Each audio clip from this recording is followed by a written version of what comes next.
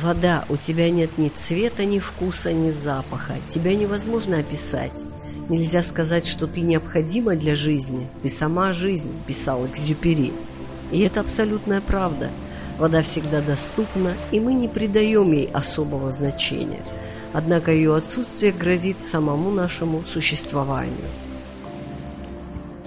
В предыдущей передаче мы обследовали воды Восточной Абхазии и сейчас направляемся в сторону западной. Мы едем на знаменитые сероводородные источники села Приморское. Этот источник был выявлен в ходе определенных работ в середине 20 века, где-то на стыке 40-х, 50-х годов. Вода эта сероводородная, хлоридно-сульфатно-кальциевого типа. Она термальная.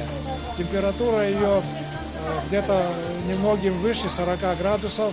Дебит воды около 60 тысяч литров в сутки. Здесь надо сказать, что суммарный дебит всех вод в Абхазии составляет свыше 15 миллионов литров в сутки. Представляете, какая цифра огромная. Кроме того, значит, надо сказать, что эта вода еще средняя минерализованная вода. И такая pH у нее где-то около 7.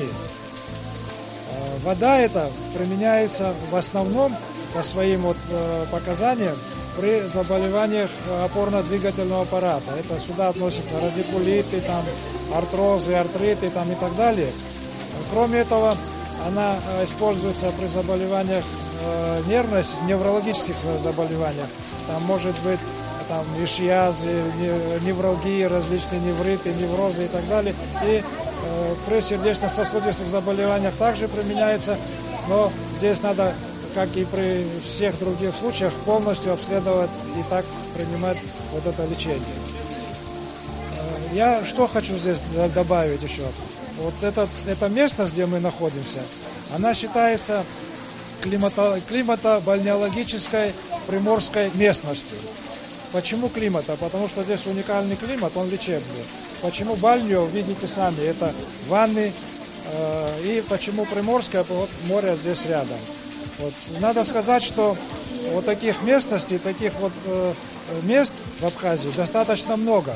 Недостаточно много, а если вот посмотреть на все Черноморское побережье Абхазии, то это сплошная курортная местность, сплошной курорт. То есть, а курорт, как известно, в переводе с немецкого означает лечебное место. Так вот, Абхазия вся – это лечебное место. Почему? Потому что по всей территории Абхазии климат благоприятный, море, пожалуйста, минеральные источники, пожалуйста. А что надо больше для того, чтобы поправлять свое здоровье? Но учитывая все вот эти вот уникальные рекреационные возможности нашей страны и, кроме того, уникальные природные лечебные факторы, которые существуют в Абхазии, мы считаем, что давно уже назрел вопрос возрождения санаторно-курортных учреждений. Ну, естественно, можно и круглогодичных, но по профилям.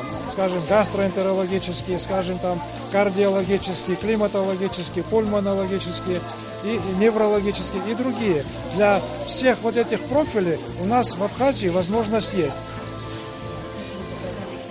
Радиационный фон около грязи абсолютно нормальный, соответствует нормативам.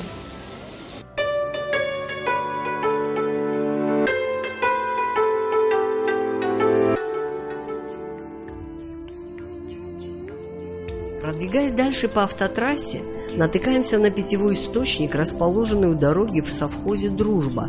Эта вода очень популярна среди жителей Гудаутского района. Этот источник, именно источник, не скважина, питьевого назначения. Вода богата солями магния, кальция, гидрокарбонатно-сульфатная. Исследования этого источника не проводились, но по анализу содержания иона можно предсказать, что эта вода очень полезна для профилактики сердечно-сосудистых заболеваний, поскольку богата магнием и кальцием, также для заболеваний опорно-двигательного аппарата. А в этом источнике вода более прохладная, температура 15 градусов Цельсия.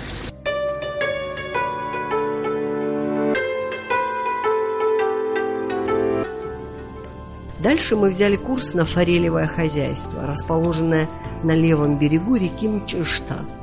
Здесь уже давно успешно выращивают речную форель под названием радужная. Эта рыба может жить только в чистейших водах. Место выбрано не случайно. Для производства не нужно электричество. Вода идет самотеком и, конечно, всему благоприятствует микроклимат ущелья. И если после войны функционировало только 4 бассейна, то на сегодняшний день зарыблено уже 12 прудов. Для выращивания радужной форели в этой воде, в самой этой речке, это нормально для выращивания, потому что это вода, обогащенная кислородом выше нормы, вода чистая, холодная. Это то, что любит радужная форель. Форель только в проточной воде живет. Только. Температура воды постоянная. И чтобы проточность была, это самое главное. Здесь, в ущелье, нас интересует не только рыба. Река Мчишта вытекает из гигантского Ваклюза. Это место манит многих спелеологов и гидрологов. Однако исследовать его крайне сложно, так как вода бьет из-под скалы. Накануне здесь прошел ливень, и река Мчишта показала нам свой бурный нрав. Название Ваклюз происходит от небольшого французского округа Воклюз, где впервые было описано это явление, когда из-под земли вырывается большой источник воды, который представляет собой терминальный участок выхода из-под земли подземной реки. И в этом случае мы имеем совершенно аналогичное явление. Река Мчишта представляет собой выход пещерной реки, подземной реки наружу. Она представляет собой часть одной из крупнейших карстовых гидросистем не только нашей страны, но и мира. Потому что наши пещеры и наши карстовые гидросистемы являются крупнейшими в мире. Река Мчишта берет свое начало на вершине Гагар-Дзыбского хребта. Вершина Бзыбского хребта, если смотреть на нее сверху, то она представляет собой почти лунный пейзаж, потому что она усеяна карстовыми воронками. Эти воронки собирают дождевую воду и снег, и во время таяния вся эта вода и дождевая вода стекает по пещерам, которые ведут вглубь Дзыбского хребта и питают Мчиштинский Ваклюз.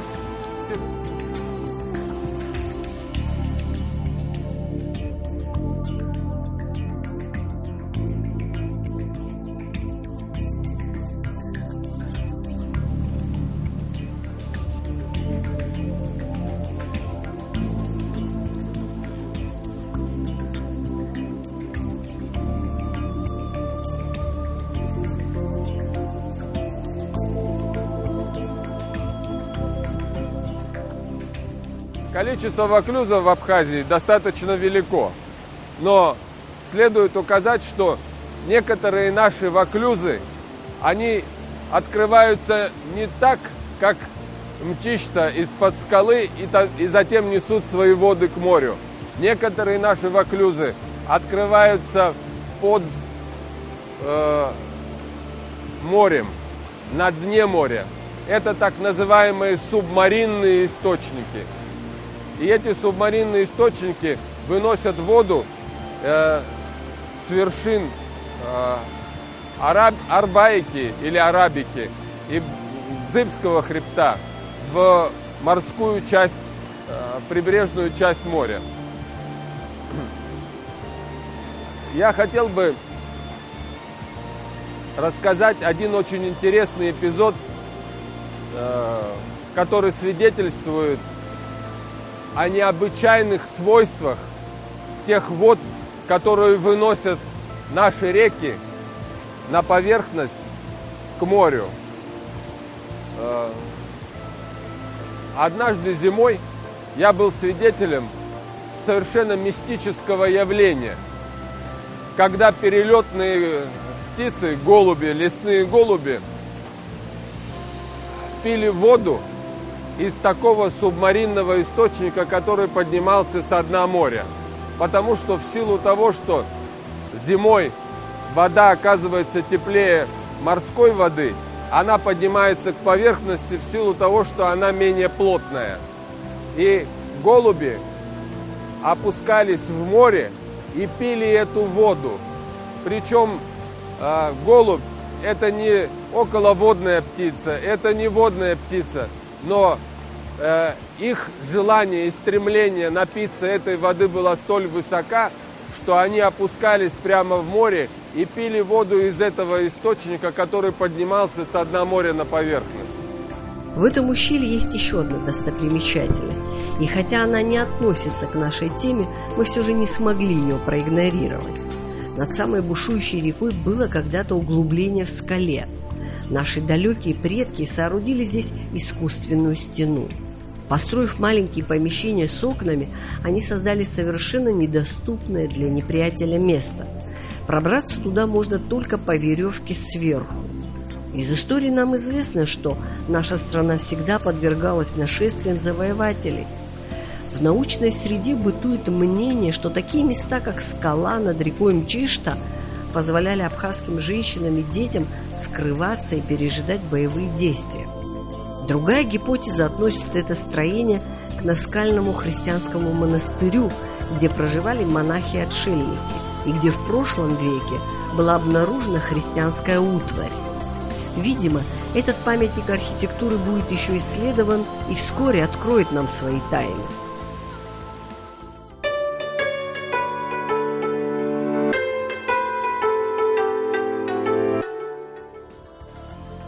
Исследуя воды республики, мы на машине МЧС Абхазии направились в сторону Рицинского реликтового национального парка. Вообще надо сказать, что 10% территории нашей республики занимают заповедники. Это очень много для маленькой Абхазии. И первый водоем на нашем пути – Голубое озеро. Голубое озеро карстового происхождения. Площадь его 180 квадратных метров, а глубина 76. Озеро питается водами подземных рек, истоки которых находятся на склоне горы.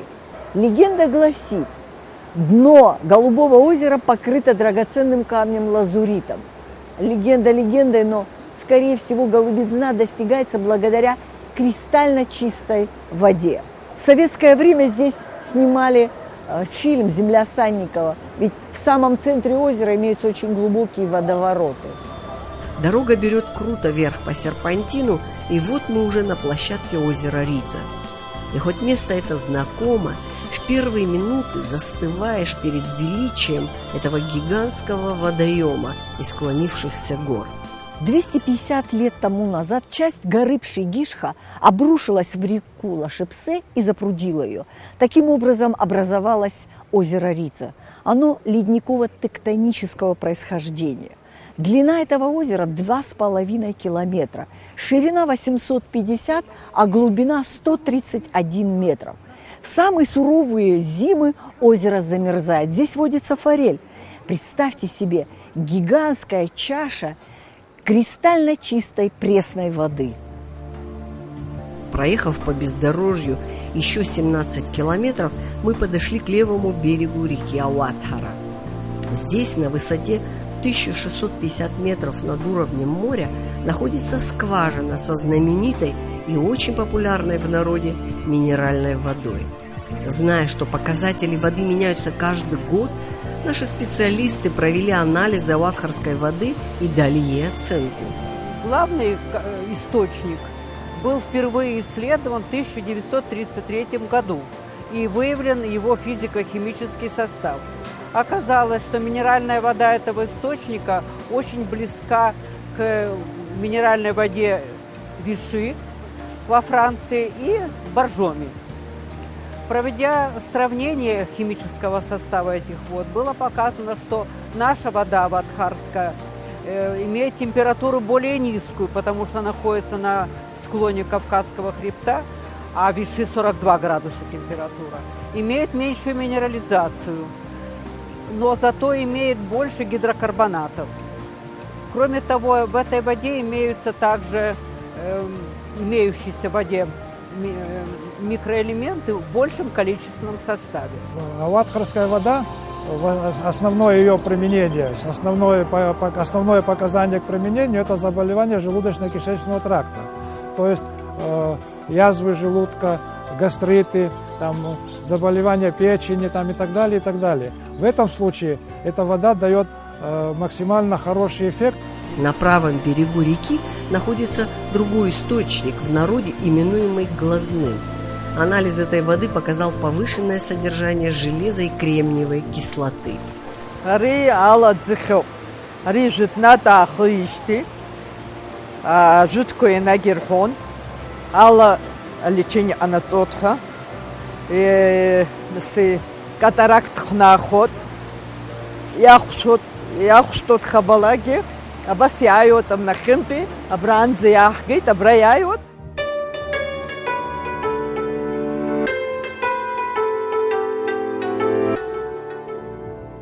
В километре от первого источника находится скважина, предназначенная для промышленного отбора воды. Этим занимается организация «Минеральные воды Абхазии». Каждое утро сюда поднимается машина и совершает отбор воды из баков-накопителей. Об этом более подробно мы расскажем позже. А пока мы пытаемся понять, почему в этих источниках стала часто пропадать вода. Мнения разные. Кто-то предполагает, что засорились скважины, кто-то опасается, что запасы воды иссякают. В Ауатхарском заповеднике открыто более 30 источников, и один из них находится около частного домика.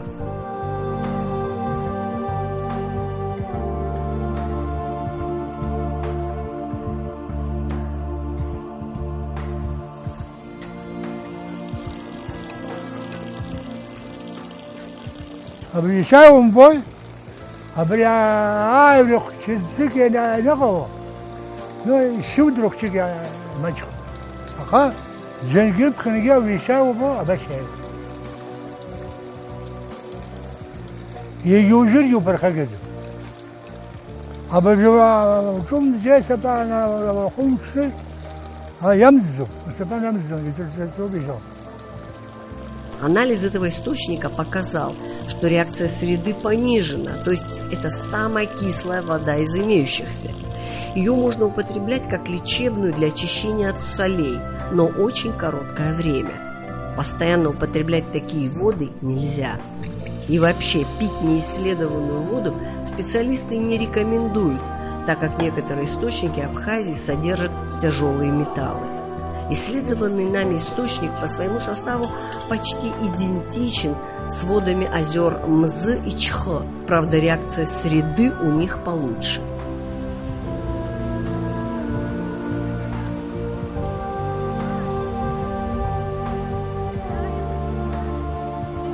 Вода в высокогорной зоне – это что-то особенное. Вода, которая прошла, как говорят, 7 камней, она становится необыкновенно чистой, она становится обогащенной кислородом и по-особенному вкусная. Вода в реке Лашипсе, она, конечно, уже немножко не той кристальной чистоты, потому что люди все-таки обустраивают свою жизнь на берегах этой реки, хотя бы в летний сезон, но тем не менее кристальная, чистая вода, экологически чистая вода, минерализованная вода. Точно так же минеральная вода Ауатхара, здесь эти минеральные источники знаменитые, лечебные воды. Ну, в той зоне, где нет хозяйственной деятельности человека, вода, конечно, особенная. Она вкусная, лечебная, полезная. Находясь в Рицинском реликтовом национальном парке, мы не могли пройти мимо великолепных по красоте ущелий и рощ. И хотя застройки здесь запрещены, присутствие человека и его деятельности, конечно, сказывается на экосистеме. Вот мы сейчас с вами стоим на фоне таких реликтовых древних растений, которые дошли до наших дней с древних геологических времен, как, например, клен Сосновского. Вот здесь на поляне, где мы стоим, вы видите крестовник, вот с желтыми листьями, он только-только зацветает. Уникальные по своим размерам пихты кавказские. Вот видите макушки деревьев, вот они стоят. Буки необъятного размера в обхвате. То есть все это составляет особый интерес и уникальность.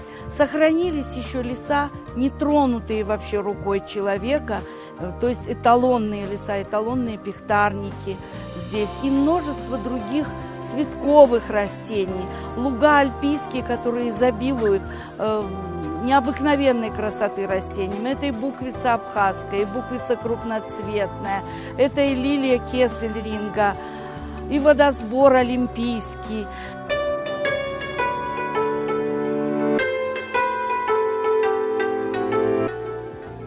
Итак, наше исследование источников подошло к концу. Возник вполне резонный вопрос. Какую же воду пьют жители Абхазии? Ведь у нас уже давно разливают воду в бутылки. На прилавках магазинов можно встретить бутылки с разным названием – Кодор, Гуместа, Акваминерале и другие. Однако нас заинтересовала вода с традиционным названием – Ауатхара. Ее производит завод минеральной воды Абхазии. Как же выглядит сегодня производство бутылированной воды? Территория предприятия встретила нас цветущими газонами и порядком во дворе. Ряд цистерн из нержавеющей стали подсказал, где хранится вода из источника. Каждое утро отсюда выезжает молоковоз, приспособленный для этой цели, непосредственно на источник Ауатхара. Приехав назад к вечеру, машина сливает воду в цистерны, избегая контакта с кислородом. Затем вода попадает в цеха, ее обрабатывают и разливают в бутылки. Все жители Абхазии, набиравшие воду из источника, заметили, что она через некоторое время мутнеет, и в ней появляется осадок в виде хлопьев. Однако мы пьем воду в бутылках абсолютно прозрачную. Оказалось, что здесь, на заводе, ее прочищают через фильтры и насыщают газами. Бутылки этого производителя ни с кем не спутаешь. Они имеют изящную форму и удобны в быту. Удивила стерильность производства и чистота помещений. Наш завод в течение года мы до 400 тонн минеральной воды Ауатхары мы производим. Также питьевую воду, конечно, на порядок меньше, где-то около 200 тонн. Но выходя на российский рынок, мы можем вдвое-трое увеличить это все. Под маркой минеральной воды Абхазии выпускается более 30 видов продукции. Из них 10 видов в стекле. Это лечебная минеральная вода Ауатхара и питьевая вода Сухумский родник, а также 8 видов сладкой продукции. На этом заводе сами производят пластиковые бутылки. Здесь установлена линия, которая из заготовок раздувает обычные пластиковые бутылки. Это производство для Абхазии новое. Также мы выпускаем пластиковые тары в 600-граммовых бутылях, более 10 видов. Также 1,5-литровых более 10 видов. Также мы выпускаем в 5-литровых бутылях чисто родниковую воду Сухумский родник. Пока на заводе идут пусконаладочные работы, должны запустить еще несколько линий. После их завершения минеральную воду Ауатхара планируют вывозить в Москву. Продукция предприятия минеральной воды Абхазии участвовала в агропромышленной выставке в Москве. Все 6 видов продукции стали номинантами, завоевав золото, серебро и бронзу.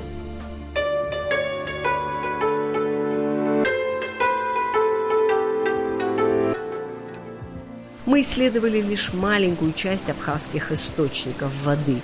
На самом деле их значительно больше, до 170. По мнению специалистов, очень много источников в Гагарском, Куарчалском и Галском районах, среди которых встречаются все основные типы лечебных вод. И последнее. Каждый день 20 миллионов литров минеральных вод из всех источников выливаются в землю Абхазии.